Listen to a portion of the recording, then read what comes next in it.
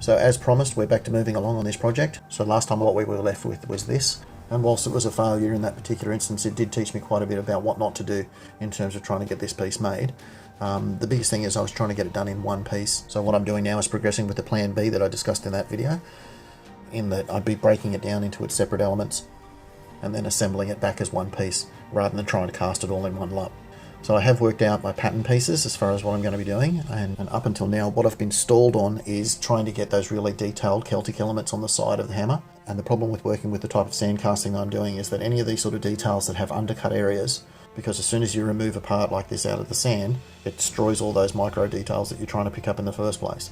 So what I've had to do is work out a way that I can maintain that high degree of detail that I'm after, but still be able to remove the pattern piece out of the sand given the limited sort of materials that I'm working with. So what I've come up with is to make a sort of a sand putty, and this is a mix of about 1/3 bentonite clay to about 2/3 sand. You can see there that once it's mixed up, it sort of makes up almost like a Play-Doh consistency that holds its shape a lot better than the regular sand. And then by using talcum powder as a separating agent, I can paint the surface of the pattern that I'm after and then get a really nice clean impression of that Celtic sort of pattern. The biggest problem I have now with it is that on its own it's too dense and too wet to be used as an entire moulding piece. You've got to be able to have areas where the gas can be vented out of the mould once the molten metal's poured in. So the way I've got around that is to make up a piece that's pressed against the side of the pattern piece, but is only about 3 or 4 millimeters thick in its overall thickness of it, and just covers that area where I'm trying to pick up the highest degree of detail, and then trimming it back so that it only covers up those detailed areas.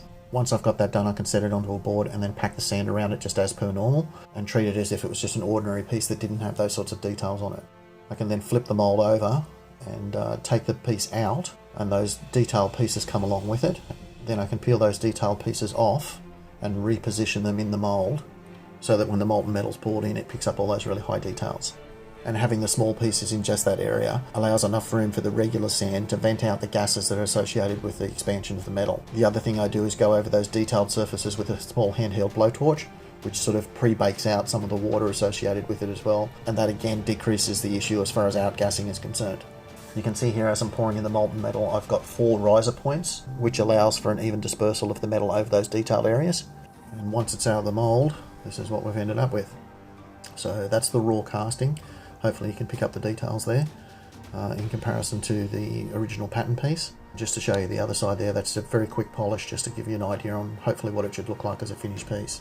I could have made this up as a solid piece and then just etched the surface, but I really like the idea of having it as a truly cast piece where all the details are as deep as I can possibly get them. Now that I've got that done, I've got to work out the centerpiece of the hammer, but those end pieces are definitely the more complicated part of it, so I'm pretty happy that it's going to work out now that I've got that sorted out. There's still a long way to go on it because there's a lot of detail associated that I want to get into it, but now that I've got a working method for those end pieces, the rest of it should be pretty straightforward to work out. But anyway, that's the update for this time, guys. Thanks for watching. Talk to you next time.